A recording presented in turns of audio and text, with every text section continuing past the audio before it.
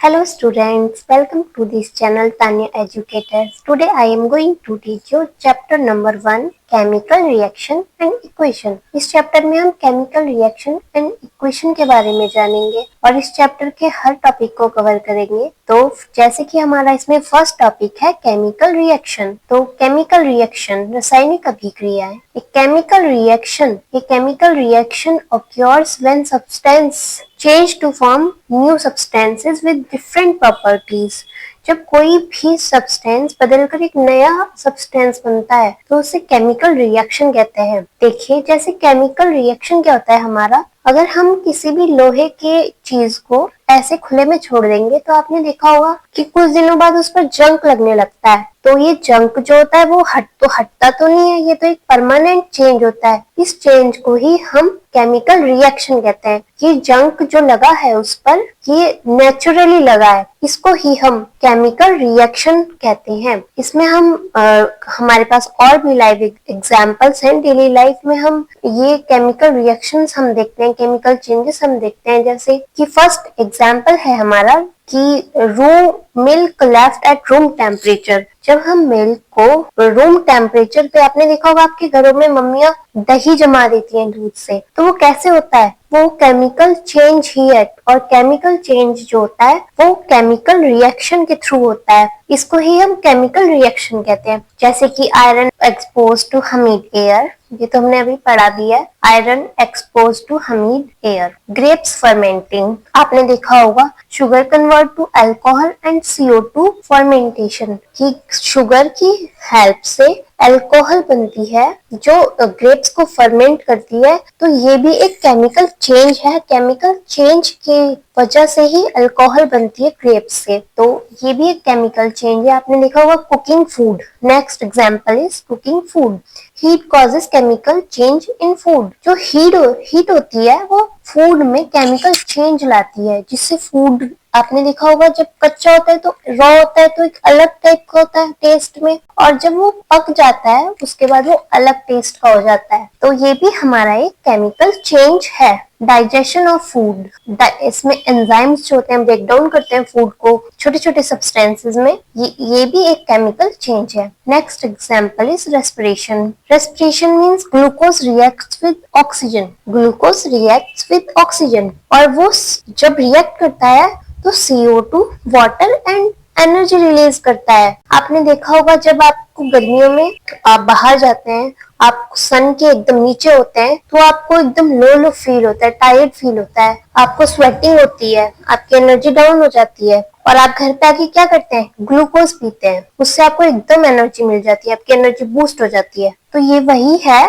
कि जब glucose react करता है ऑक्सीजन के साथ तो वो CO2 water and energy release करता है, जिससे कि हमें एनर्जी मिल जाती है। ये देखिए वही है, ये सब हिंदी में हमने लिखा है। जो बच्चे हिंदी में करना चाहते हैं वो हिंदी में भी पढ़ सकते हैं। Next is science of chemical change. Chemical change के क्या साइन है, जैसे कि कोई पूछे आपको केमिकल चेंज के क्या साइंस होते हैं, एक देखिए केमिकल चेंज के साइन है जो उसका कलर है वो चेंज हो जाएगा, कलर चेंज हो जाएगा। जैसे आपने देखा है कि लोहे की किसी भी रॉड को हम खुले में छोड़ देते हैं तो उसपे जंग लग जाता है ना, तो वो उसका कलर रेड हो जाता है, तो वो एक केमिकल चेंज की वजह से उसका साइन है। केमिकल चेंज हुआ है ना तो उसका साइन है, कलर चेंज हुआ है उसका। Gas formation. Next is gas formation. Fermentation respiration, जब फर्मेंटेशन रेस्पिरेशन होता है तब भी उसके कलर चेंज हो जाता है, फर्मेंटेड होकर उसका कलर चेंज हो जाता है ग्रेप्स का। ऐसे ही टेम्परेचर चेंज,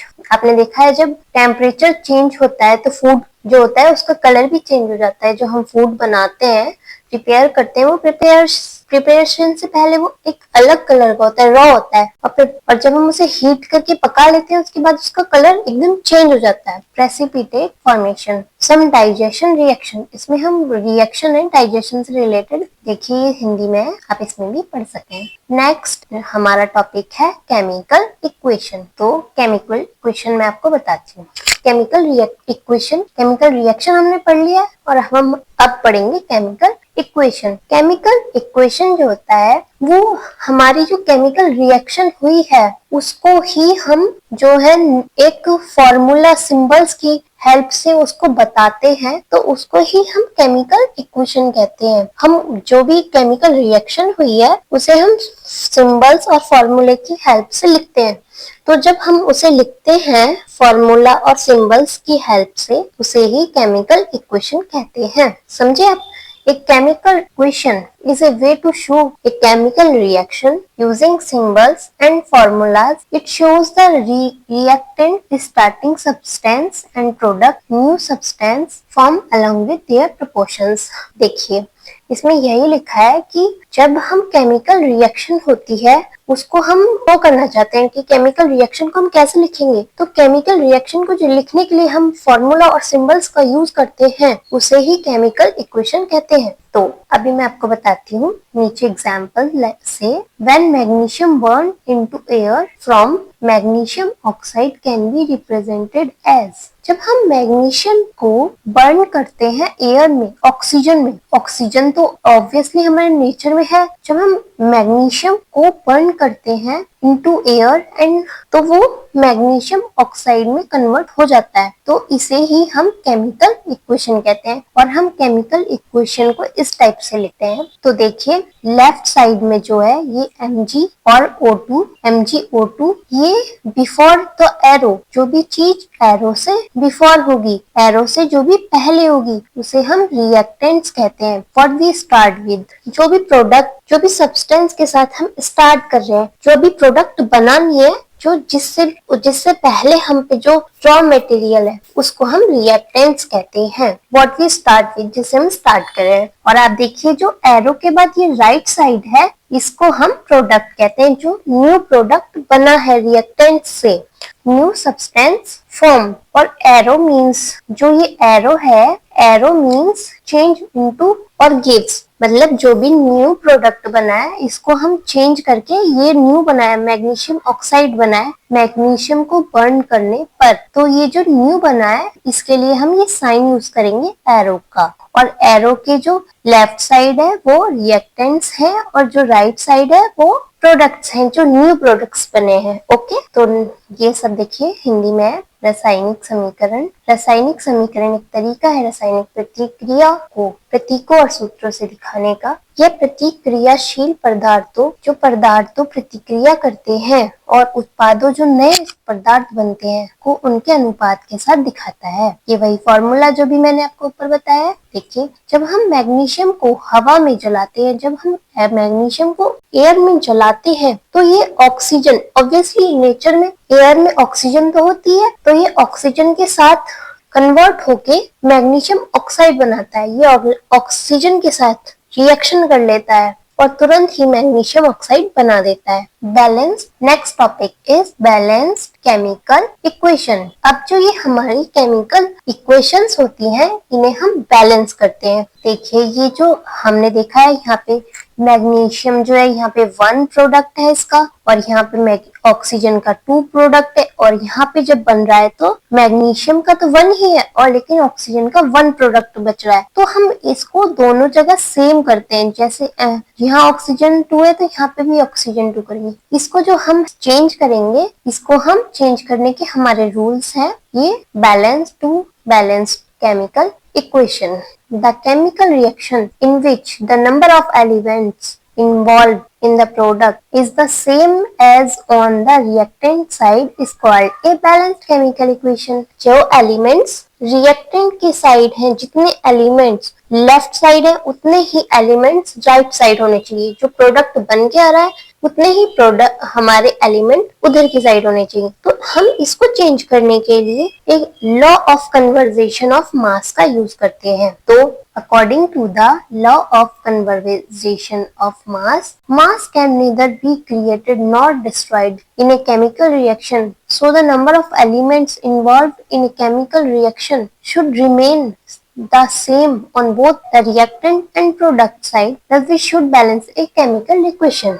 इसमें बताया गया है लॉ ऑफ कन्वर्जेशन ऑफ मास में जो भी हमारे सब्सटेंस होते हैं वो केमिकल रिएक्शन में जब वो पार्ट लेते हैं तो वो कभी भी कम नहीं होते, वो उतने ही होते हैं जितने रिएक्टेंट की साइड है उतने ही प्रोडक्ट में होंगे एलिमेंट। तो ये जो होता है इसको हम शो करते हैं लॉ ऑफ कन्वर्जेशन ऑफ मास के थ्रू, और ये स्टेप वाइज बैलेंसिंग इक्वेशन मैं आपको बताती हूँ। इसे हम हिट एंड ट्रायल मेथड भी बोलते हैं। सो फर्स्ट स्टेप में क्या करना है, हमें फर्स्ट स्टेप में हमें right the chemical equation and draw boxes around each other formula. हमें क्या करना है, पहले केमिकल इक्वेशन लिखनी है क्लियर वर्ड्स में, और जितने भी फॉर्मूलेज हैं उनके अराउंड हमें बॉक्स बनाने हैं।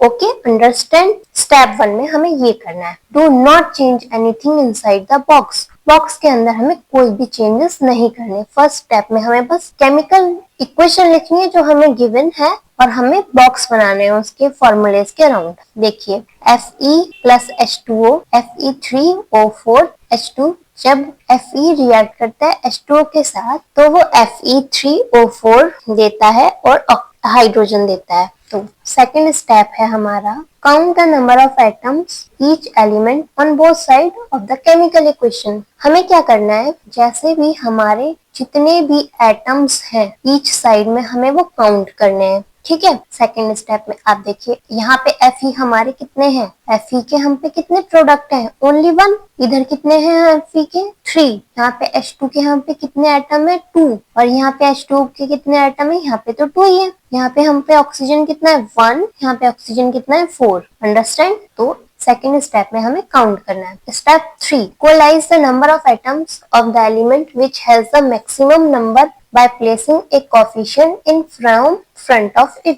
हमें क्या करना है कि अगर कोई भी एलिमेंट किसी भी साइड कम है तो हमें उसके सामने उसको बैलेंस करने के लिए एक एलिमेंट जोड़ना है, कोएफिशिएंट जोड़ना है उसके सामने। देखिए जैसे यहाँ पे हमारा Fe1 है और यहाँ पे Fe3 है, तो देखिए हमारे पास यहाँ पे H2 जो है 2 था और यहाँ पे भी 2 है, लेकिन जो हमारे ऑक्सीजन है वो यहाँ पे 1 है और यहाँ पे 4 है। तो हमें बोथ साइड 4 करने हैं, इसलिए हम यहाँ पे 4 से इंटू कर देंगे। ओके, 4 लिख देंगे इसके आगे। ठीक है, जब हम यहाँ पे 4 लिख देंगे तो आपने देखा है कि इधर 4H2O हो जाएगा। यहाँ पे हमें 4, हमारे पास जो O के हैं वो 4 हो जाएंगे और जो H है वो हम पे 8 हो जाएगा। जो भी यहाँ पे होता है उसको यहाँ से इंटू कर देते हैं तो हम पे H के 8 हो जाएंगे, लेकिन हमारे पास इधर तो H ओनली 2 है तो हमें यहाँ पे 8 बनाएंगे। 8 बनाने के लिए हम क्या करेंगे, इस वाले H के आगे 4 लिख देंगे ताकि अब इंटू करेंगे 8H हो जाएंगे। अंडरस्टैंड,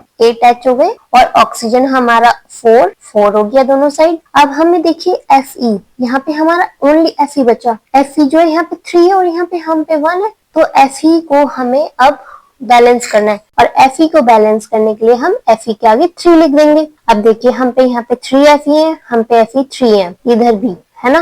देखिए अब हम पे यहाँ पर 8H है, 8H है, 4O है, 4O है। Okay, understand.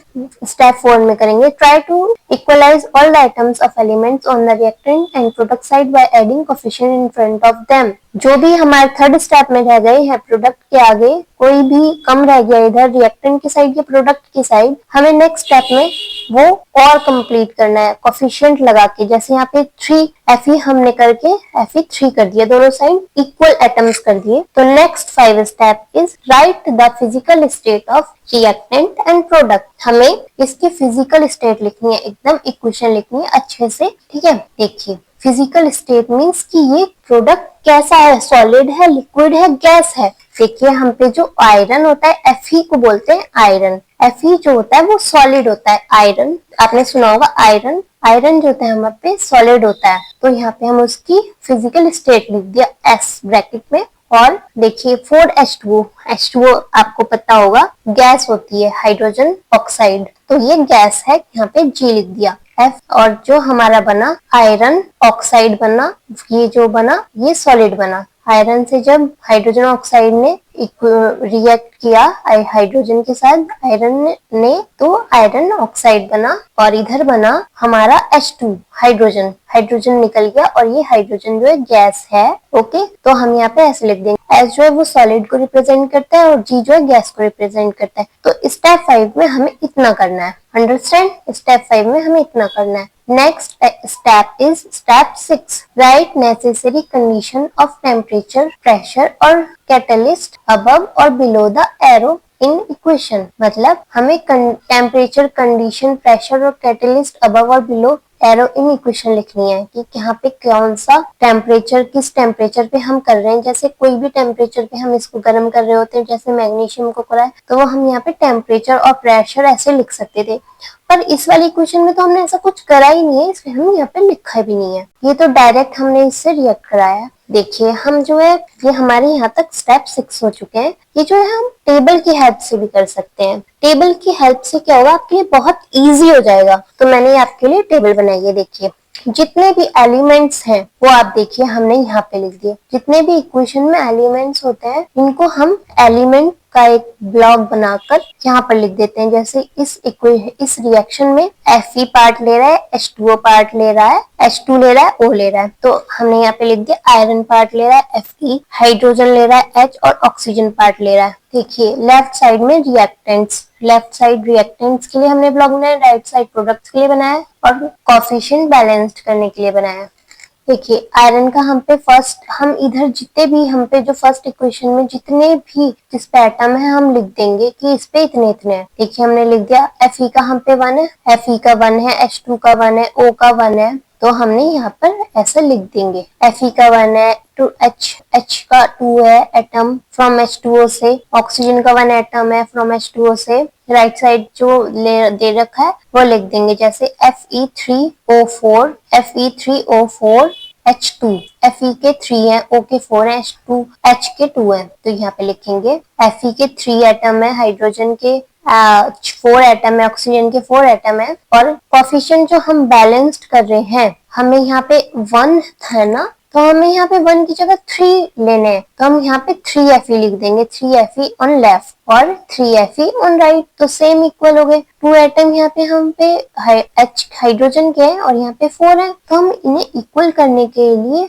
4H2 को हमें राइट साइड लेना होगा, 4 को हमें राइट साइड लेना होगा। 1 एटम हमारा यहाँ पे H2O का है और 4 एटम हमारे Fe3O4 से हमारे ऑक्सीजन के हो जाएंगे, तो ये इक्वल हो जाएंगे। हम इस टाइप से भी कर सकते हैं टेबल बनाकर, और वैसे तो ये भी बहुत इजी है, स्टेप बाय स्टेप भी कर सकते हैं आप। आपको जो अच्छा लगे वो आप कर सकते हैं, बहुत इजी है, हो जाएगा, टेंशन नहीं लीजिए, ये बहुत इजी है। Next topic is balanced chemical equation. ये तो वही है जो मैंने अभी आपको पढ़ाया है, ये हिंदी में लिख रखा है, बस आप इससे भी अंडरस्टैंड कर सकते हैं। ये एक इजी लैंग्वेज में मैंने आपको लिख के दे रखा है, जो लोग हिंदी में लिखने में इंटरेस्टेड है वो भी यहाँ से लिख सकते हैं। तो हमारा नेक्स्ट टॉपिक है टाइप्स ऑफ केमिकल रिएक्शन। तो इसमें हम अलग अलग टाइप के केमिकल रिएक्शन के बारे में पढ़ेंगे। तो इसमें हमारा फर्स्ट जो रिएक्शन है वो है कॉम्बिनेशन रिएक्शन, जिसे हम हिंदी में संयोजन अभिक्रिया कहते हैं। The reaction in which 2 or more reactants combine to form a single product. एक रिएक्शन जिसमें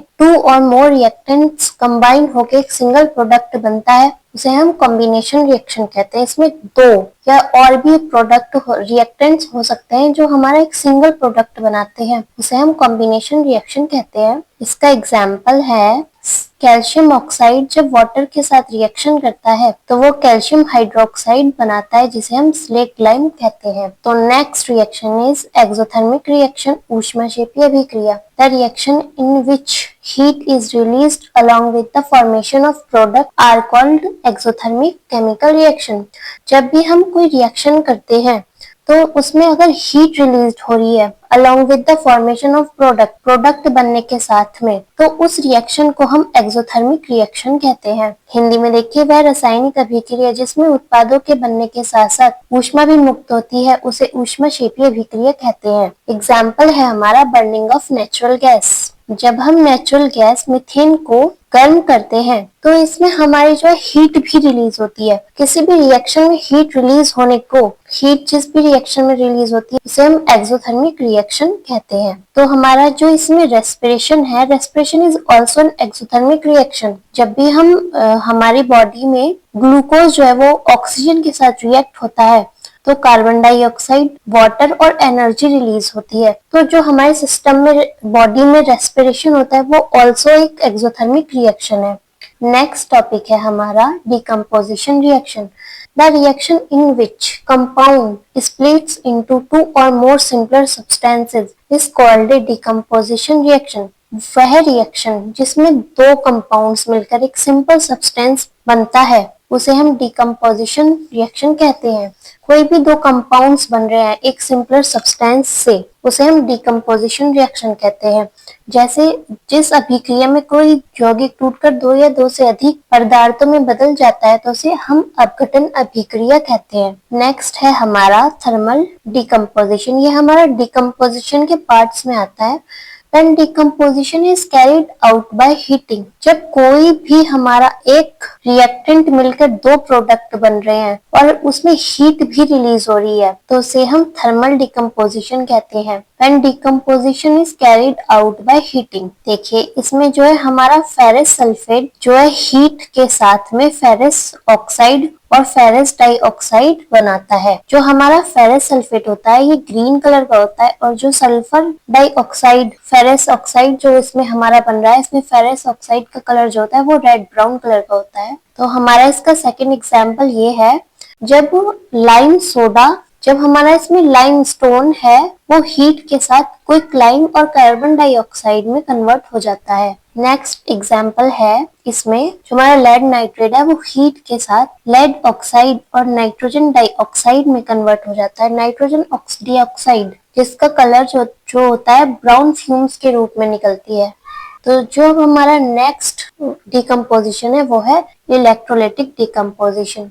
when decomposition is carried out by passing electricity, जब डिकम्पोजिशन जो है वो इलेक्ट्रिसिटी के पास होने के साथ साथ होता है तो हम उसे इलेक्ट्रोलाइटिक डिकम्पोजिशन कहते हैं। जब किसी यौगिक का अपघटन विद्युत प्रवाह इलेक्ट्रिसिटी पास करने पर होता है तो इसे हम विद्युत अपघटन अभिक्रिया कहते हैं। जब भी डिकम्पोजिशन जो है वो इलेक्ट्रिसिटी के पास होने पर होता है तो हम उसे इलेक्ट्रोलाइटिक डिकम्पोजिशन कहते हैं। तो इसका एग्जाम्पल है स्टूडेंट्स, जब वाटर जो है हमारा इलेक्ट्रिसिटी के साथ डिकम्पोज होता है तो वो हाइड्रोजन और ऑक्सीजन में कन्वर्ट हो जाता है। तो here the volume of hydrogen gas is double the volume of oxygen gas। यहाँ पर जो हमारी हाइड्रोजन गैस का जो वॉल्यूम होता है वो ऑक्सीजन गैस से डबल होता है। इसके रीजन है constituents of water are 2 parts hydrogen and 1 part oxygen. ये देखिए हमारा जो कॉन्स्टिट्यूएंट्स है इसमें 2 parts जो है वो हाइड्रोजन के और 1 part जो है वो ऑक्सीजन का है। Constituents of water are hydrogen and oxygen atoms. Hydrogen atoms are double in H2O molecule.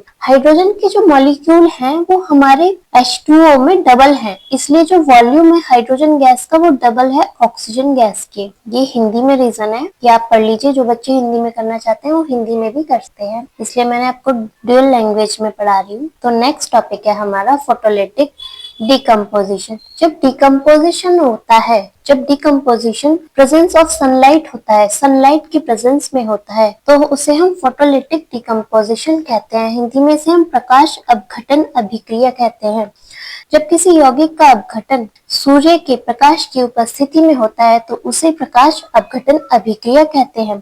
जैसे भी कोई भी रिएक्टेंट जो है वो सनलाइट की कैरिड आउट में 2 पार्ट्स में डिवाइड हो रहा है, 2 प्रोडक्ट बन रहे हैं सनलाइट की प्रेजेंस में, तो इस टाइप के हम रिएक्शन को फोटोलिटिक डिकम्पोजिशन कहते हैं। तो इसका एग्जांपल देखिए, जब हमारा सिल्वर क्लोराइड सनलाइट की प्रेजेंस में सिल्वर और क्लोरीन में चेंज हो जाता है तो इसे हम सिल्वर और हमारा क्लोरीन में चेंज हो जाता है तो इसे हम फोटोलिटिक डिकम्पोजिशन कहते हैं। जो हमारा सिल्वर क्लोराइड का कलर होता है वो व्हाइट कलर का होता है और ये चेंज हो जाता है ग्रे कलर में सनलाइट की प्रेजेंस में। तो हमारा नेक्स्ट रिएक्शन है सिल्वर ब्रोमाइड। जब सनलाइट की प्रेजेंस में चेंज होता है तो ये सिल्वर में और ब्रोमीन में जो है वो एक्सपेंड हो जाता है। इसमें ये हमारा सिल्वर ब्रोमाइड का कलर पेल येलो कलर का होता है और ये सनलाइट की प्रेजेंस में ग्रे हो जाता है। Above reaction is used in black and white photography.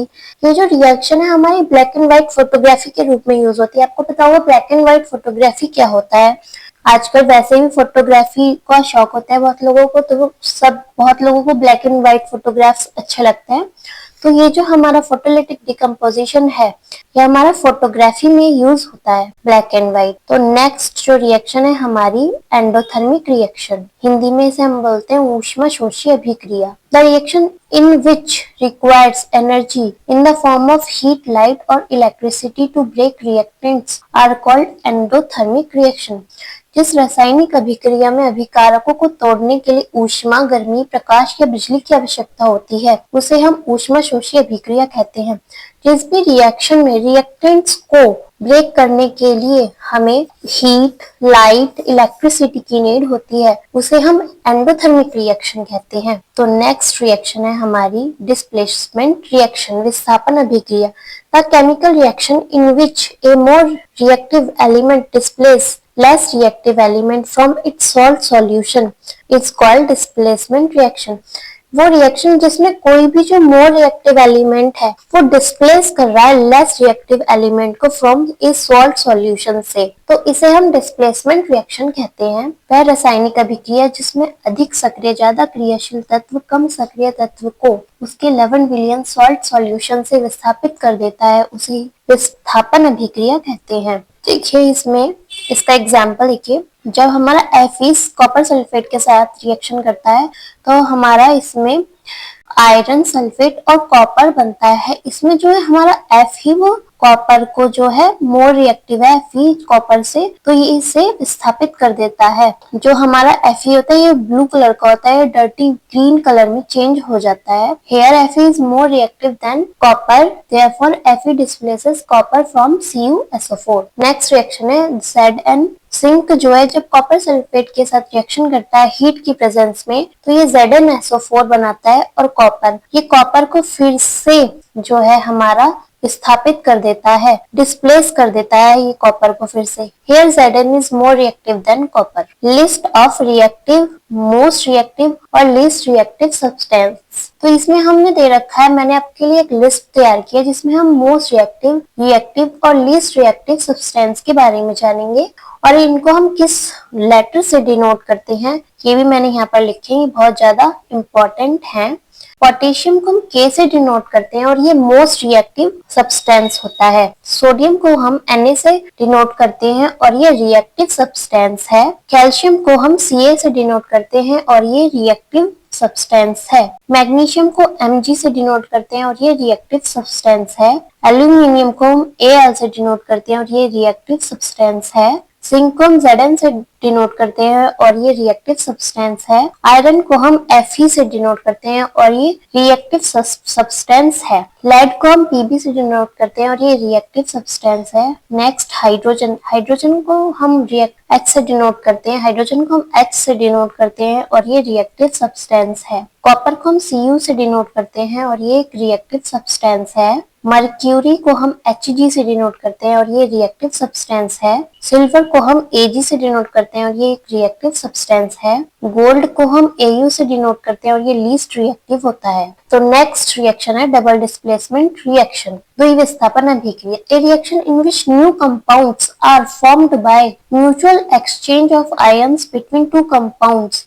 जब दो कंपाउंड्स में जो है म्यूचुअल एक्सचेंज हो जाता है आयंस का तो उसे हम डबल डिस्प्लेसमेंट रिएक्शन कहते हैं। A reaction in which new compounds are formed by mutual exchange of ions between two compounds। अभिक्रिया जिसमें दो यौगिकों के बीच आयनों का आपसी विनिमय अदली बदली होकर एक नया यौगिक बनते हैं उसे विस्थापन अभिक्रिया कहते हैं। इसमें जो भी न्यू कंपाउंड जो है वो फॉर्म कैसे होता है, वो जो हम पे दो रिएक्टेंट्स हैं उनके बीच में आयंस को एक्सचेंज होता है और हमारा एक न्यू कंपाउंड फॉर्म होता है। इसे हम डबल डिस्प्लेसमेंट रिएक्शन कहते हैं। इसका एग्जाम्पल है जब सोडियम सल्फेट बेरियम क्लोराइड के साथ रिएक्ट होता है तो ये बेरियम सल्फेट और सोडियम क्लोराइड बनाता है। नेक्स्ट है प्रेसिपिटेट रिएक्शन, अवक्षेपण अभिक्रिया। The reaction in which involves formation of precipitation insoluble substance is known as precipitation reaction। यह अभिक्रिया जिसमें अघुलनशील पदार्थ insoluble substance का निर्माण होता है उसे अवक्षेपण अभिक्रिया कहते हैं।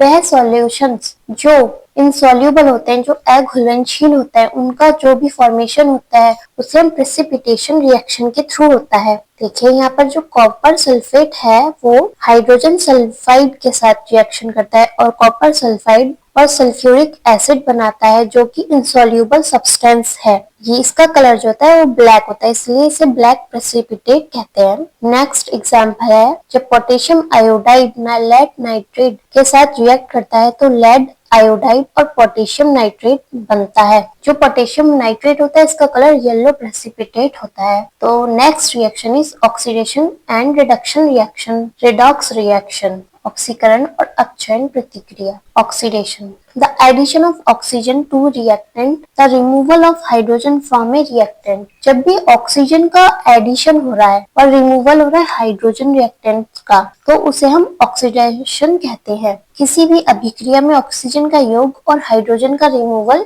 ऑक्सीडेशन कहलाता है। जब कार्बन को ऑक्सीजन के साथ रिएक्शन कराते हैं तो कार्बन डाइऑक्साइड बन जाता है। जब कॉपर का ऑक्सीजन के साथ रिएक्शन होता है तो कॉपर ऑक्साइड बन जाता है। Reduction, the addition of hydrogen to a reactant, the removal of oxygen from a reactant.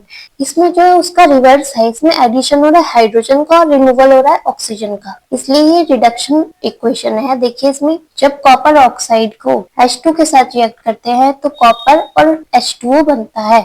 इसमें हम H2 का जो है एडिशन हो रहा है। Here Cu get reduced to copper, CuO oxidising agent है। यहाँ पर H2 get oxidized to H2O, H2 जो है रिड्यूसिंग एजेंट है, ऑक्सीडाइजिंग एजेंट। ऑक्सीकारक अभिकर्मक, any substance which oxidize other substance during a redox reaction, जो भी ऑक्सीडाइज कर देता है अदर सब्सटेंस को during redox reaction is called oxidizing agent। जैसे यहाँ पर CuO ऑक्सीडाइजिंग एजेंट है और यहाँ पर H2 जो है रिड्यूसिंग एजेंट है, reducing agent. Any substance which reduce other substances during a redox reaction is called reducing agent। कोई भी पदार्थ जो redox प्रतिक्रिया के दौरान किसी अन्य पदार्थ का अपचयन करता है उसे अपचायक अभिकर्मक कहते हैं। Corrosion, when a metal is exposed to moisture, air, acid, etc. for some time, a layer of hydrated oxide is formed which weakens the metal and hence metal is said to be corroded. Rusting of iron, black coating on silver and green coating on copper are example of corrosion। जब कोई भी metal जो है वो air volume में जब रहता है, एयर एसिड में अगर बाहर रह रहा है तो उसमें एक लेयर बन जाती है जिसे हाइड्रेटेड ऑक्साइड की एक लेयर कहते हैं, जिससे धातु कमजोर हो जाती है। इसे संक्षारित कहा जाता है, कोर्डेड कहा जाता है। आपने देखा होगा लोहे की जो चीजें होती हैं अगर हम उन्हें ऐसे खुले में छोड़ देते हैं तो उस पर जो है वो एक लेयर सी बनने लगती है रेड रेड कलर की, जिसे हम जंक भी कहते हैं। तो इसे ही हम कोरोइज्म कहते हैं। संक्षारण के उदाहरण, लोहे पर का जंग लगना, चांदी का काला परत बनना, तांबे पर हरे रंग की परत बनना, ये सब जो है इसके एग्जाम्पल्स हैं। Next topic is rancidity, the oxidation of fats and oils when exposed to air is known as rancidity. It leads to bad smell and bad taste of food। जब कोई भी आपने देखा होगा कोई भी फूड को हम एयर में या फिर ऐसे ही घर में बाहर रख देते हैं विदाउट फ्रिज तो आपने देखा होगा वो बैड स्मेल करने लगता है, उसका टेस्ट भी खराब हो जाता है, वो खराब हो जाता है, खाने के लायक नहीं होता, तो हम इसे रेंडिसिटी कहते हैं। मेथड ऑफ प्रिवेंट रेंडिसिटी, हम जो है इसको खराब होने से बचा सकते हैं। इसके लिए हम इसमें बहुत सारे केमिकल वगैरह का यूज करके हम इसे बचा सकते हैं जिससे कि ये खराब ना हो। बाय एडिंग एंटीऑक्सीडेंट्स, इसमें हम एंटीऑक्सीडेंट्स को मिला सकते हैं। Keeping food in air tight container, हम इसे जो किसी टाइट कंटेनर में रख सकते हैं ताकि उसमें एयर ना जाए। जब भी वो कोई भी फूड है ऑक्सीजन के कांटेक्ट में आता है तो वो खराब होने लगता है, तो उसको बचाने के लिए हम इसे टाइट कंटेनर्स में भी रख सकते हैं। रिप्लेसिंग एयर बाय नाइट्रोजन, हम नाइट्रोजन से एयर को रिप्लेस कर सकते हैं। और जो बाकी फोर्थ जो है हमारा रेफ्रिजरेटर, जो हम सब करते हैं, सब लोग आपने देखा होगा रेफ्रिजरेटर में सामान रखते हैं, दूध दही कुछ भी चीजें खाने की, फ्रूट्स जो खराब ना हो, इसलिए आप सब लोग देखा होगा आपने रेफ्रिजरेटर में रखते हैं। विषमजन ये हिंदी में है, पर जब वसा, फैट्स, तेल, ऑयल्स वायु के संपर्क में आकर ऑक्सीकरण करते हैं तो इसे विषमजन कहा जाता है। इसमें भोजन की दुर्गंध और स्वाद खराब हो जाता है। ये हम इसको रोकने के लिए एंटीऑक्सीडेंट मिला सकते हैं। भोजन को हवा रोधी एयर टाइट कंटेनर में रख सकते हैं, हवा को नाइट्रोजन से बदल सकते हैं, भोजन को रेफ्रिजरेटर में रख सकते हैं। तो ये इससे हम ठीक कर सकते हैं। तो स्टूडेंट्स, हमारा फर्स्ट चैप्टर जो है वो कंप्लीट हो गया है। मैंने इस पीडीएफ का लिंक जो है वीडियो के डिस्क्रिप्शन में दे दिया है, आप ये सब वहां से डाउनलोड कर सकते हैं नोट्स को। और आप ये वीडियो अच्छे से देखिए, इसमें पूरी इंफॉर्मेशन मैंने आपको दी है, आप कहीं बाहर से पढ़ने की नीड ही नहीं है। ये वीडियो आपको कंप्लीट 100% स्कोर कराएगी अगर आप इससे अच्छे से पढ़ेंगे। तो आप नोट्स डाउनलोड कीजिए और टेलीग्राम चैनल से जुड़िए। तो नेक्स्ट वीडियो मैं लेकर आऊंगी जल्दी। Thanks for watching.